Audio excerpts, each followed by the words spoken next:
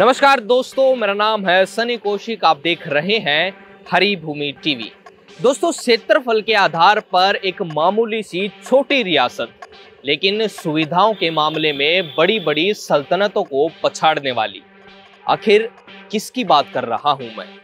चंद मिनटों में सब पता चल जाएगा। आज दुजाना चलते हैं।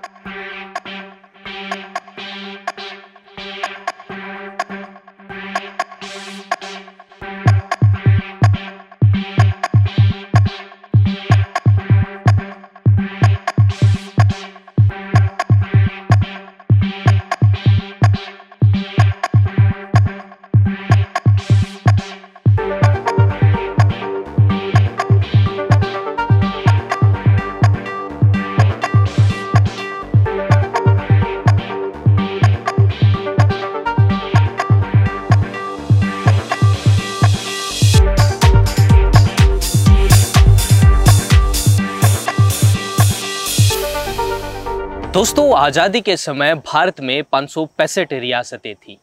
इन्हीं में से एक थी दुजाना रियासत, जिसकी स्थापना 1806 में की गई थी और यहाँ के पहले नवाब थे अब्द असम सहमद खान। और 1947 में आज़ादी के समय यहाँ का आखिरी नवाब था मोहम्मद इक़्तिदार अली खान। ये रियासत उस समय की सबसे एडवांस रियासत थी, क्योंकि यहाँ के नवाब के सिर के ऊपर ईस्ट इंडिया कंपनी यानी अंग्रेजों का हाथ था। अब ये हाथ लोगों के लिए फ़ायदेमंद था या नुकसानदेह, इसकी कोई जानकारी तो अभी तक मेरे पास नहीं है। लेकिन सुविधाओं के मामले में इस रियासत में उस समय इलेक्ट्रिसिटी, बड़े बड़े पानी के कुएं, स्कूल, हॉस्पिटल और संगमरमर से जड़ी मस्जिदें थी। आज दुजाना में नवाब इक़्तिदार अली खान की रियासत से जुड़ी गाँव में अनेक धरोहर है, जो उस समय की रियासत की गवाही देती है। लेकिन इनकी हालत को देखकर बस यही कहा जाएगा कि एक थी दुजाना रियासत।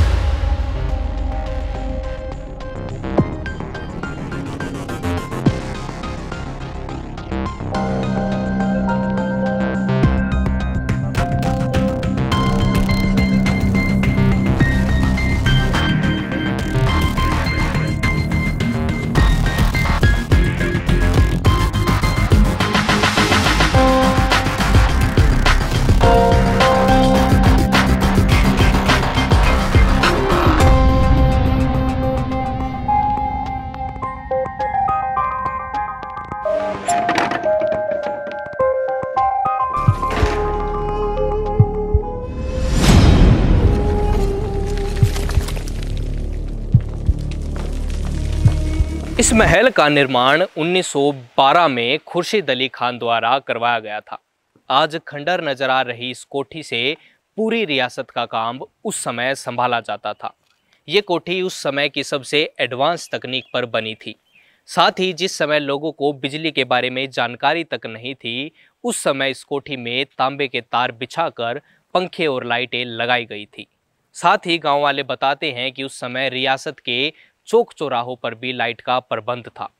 कोठी के चारों तरफ बड़े बड़े पिलर हैं, अनेक कमरे हैं, कमरों में आलीशान दरवाजे लगे हुए थे और बीच में एक बड़ा हॉल भी है, जिसे उस समय लिविंग रूम के रूप में इस्तेमाल किया जाता था। साथ ही यह कोठी विभिन्न तरीके के पेड़ और फूलदार पौधों से भरी हुई थी।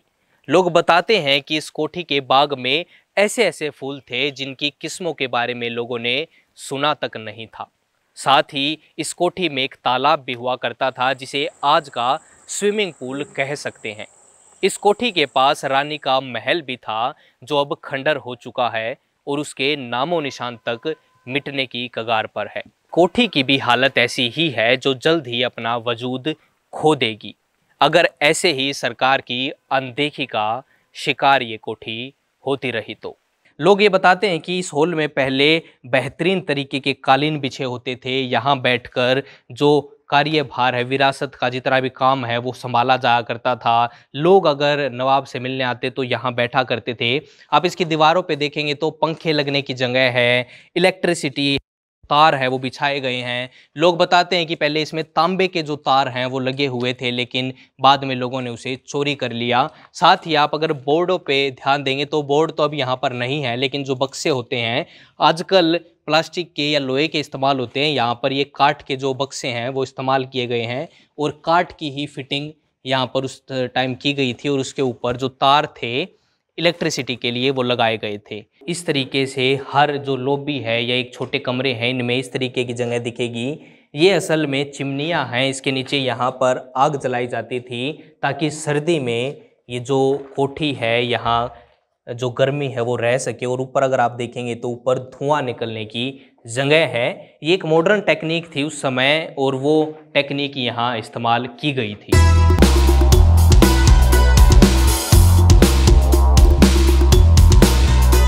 दोस्तों, दुजाना रियासत की धरोहरों में से एक और है ये लाल मस्जिद। ऐसा मानते हैं लोग कि इसे बनवाने का जो काम है वो तो खुर्शीद अली खान ने शुरू किया था, लेकिन इसे बनवाकर पूरा किया उनके बेटे इक़्तिदार अली खान ने। दोस्तों, लोग बताते हैं कि उस समय आसपास की बड़ी बड़ी रियासतों में भी इस तरीके की मस्जिद मौजूद नहीं थी जैसी मस्जिद दुजाना में उस समय ये थी। अभी भी इस मस्जिद में लोग जो नमाज हैं वो पढ़ने आते हैं और इसे संभाला गया है। साथ ही लोग ये बताते हैं कि इसके अंदर नक्काशी किए हुए पत्थर और हाथ से बनी हुई पेंटिंग भी उस समय हुआ करती थी। अगर इसके ग्राउंड में हम जाएंगे, एक पार्क है इसके बाद, उसमें बड़े बड़े कुएं होते थे जो अभी तो मौजूद नहीं है, लेकिन उस समय लोग ऐसा ही बताते हैं।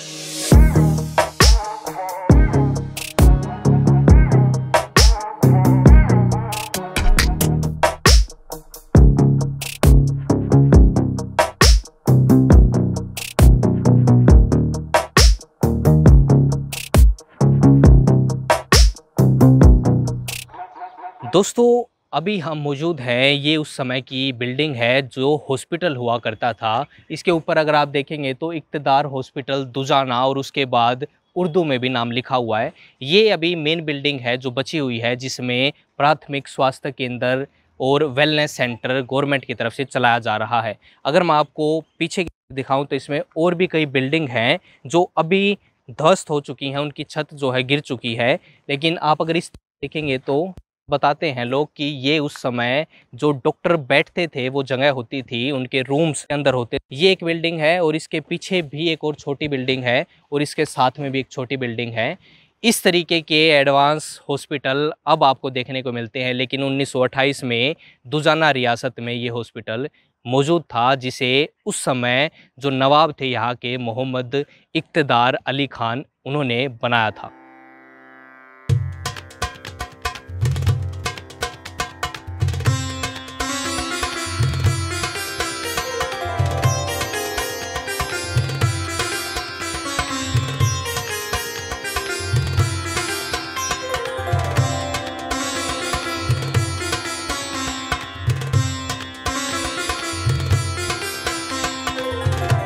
जैसे ही आप दुजाना गांव में अंदर एंट्री करेंगे तो आपको सबसे पहले ये कुआं दिखेगा। ऐसा बताते हैं कि उस समय ये आसपास की जितनी भी बड़ी बड़ी रियासतें थी उनमें सबसे बड़ा कुआं हुआ करता था और ये इतना गहरा है और इसका जो वाटर लेवल है आज इतना ऊपर आ चुका है कि गांव वालों ने इसको सुखाने की भी कोशिश की है, लेकिन इसका पानी कभी भी ख़त्म नहीं होता है। अगर आप इस तरफ आएंगे तो आगे की तरफ कुआं बना है, यहाँ पर कुछ विश्राम गृह की तरह जगह बनाई हुई है जहाँ पर उस समय जो फौज होती थी, सेना होती थी, वो रुक सकती थी, पानी का इंतज़ाम था। इस तरफ पीछे अगर आप देखेंगे अभी ये पूरा जो है जोड़ बन चुका है, लेकिन उस समय ये बावड़ी हुआ करती थी। और अगर आप ध्यान से देखें तो यहाँ पर जैसे बावड़ियों में सीढ़ियाँ होती हैं वैसे की वैसी यहाँ पर सीढ़ियाँ हैं। असल में बावड़ियाँ उस समय इसीलिए बनाई जाती थी, जो गांव में सेना आए या जो राहगीर होते थे वो रुक कर कुछ समय यहाँ पर विश्राम कर सकते थे। पानी की व्यवस्था होती थी उनके लिए, जो उनके साथ घोड़े होते थे उनके लिए भी पानी की व्यवस्था होती थी। इसकी अगर आप छत देखोगे तो देखिए यहाँ पर नक्काशी की गई है और ये उस समय काफ़ी सुंदर रही होंगी। अभी भी आप देखने पे समझ सकते हैं कि किस तरीके से नक्काशी की गई है। ये जो पत्थर है ये कैसे इस्तेमाल किया गया था, इसकी छत जो है, छोटी जो ईंटें हैं उससे ये जो इमारत है वो बनाई गई थी। चलिए मैं आपको अगली इमारत दिखाता हूँ।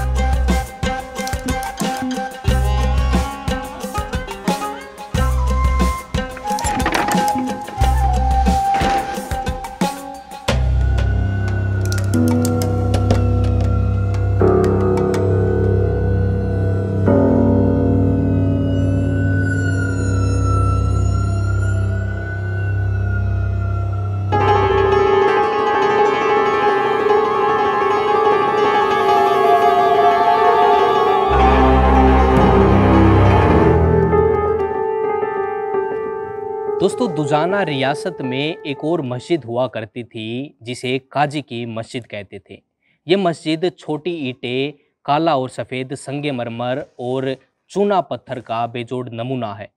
आज दुजाना गांव के आखिरी छोर पर ये जो मस्जिद है वो मौजूद है। ऐसा बताते हैं कि इसमें जो काजी साहब थे वो और उनका जो परिवार था उसकी कब्र आज भी मौजूद है। इस मस्जिद की दोनों तरफ बड़ी बड़ी मीनारें हुआ करती थी। एक मीनार उस तरफ है जो अब टूट चुकी है और ये दूसरी इस तरफ मीनार है जिसके अंदर सीढ़ियां हैं और ये जो रास्ते हैं ये तहखानों में नीचे उतरते हैं। मस्जिद में काजी साहब और उसके परिवार की जो कब्र हैं वो मौजूद हैं। आइए मैं आपको दिखाता हूँ।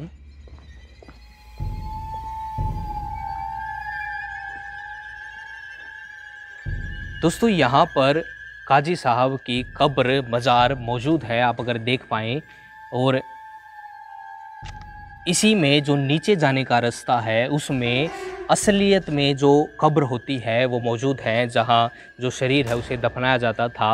आपने ऐसा ताजमहल में भी देखा होगा कि ऊपर दिखाने के लिए अलग कब्र होती है और नीचे जो असली मज़ार होती है वो अलग होती है।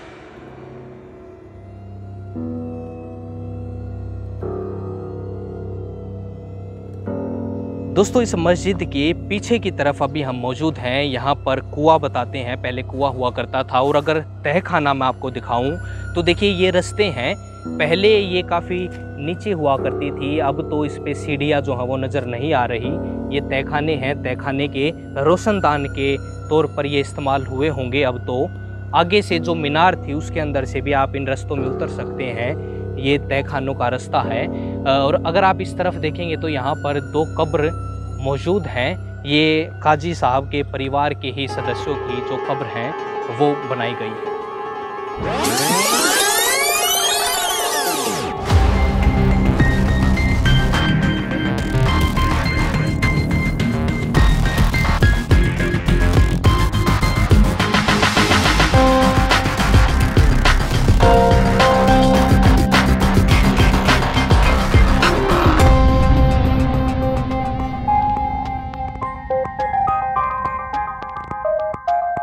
दोस्तों एक बात तो रह ही गई, आखिर मैं इस तोप के पास क्यों खड़ा हूँ?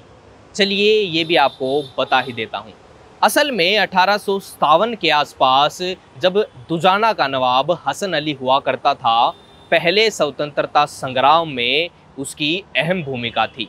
लेकिन वो भूमिका अंग्रेज़ों के खिलाफ नहीं, उनके साथ में थी।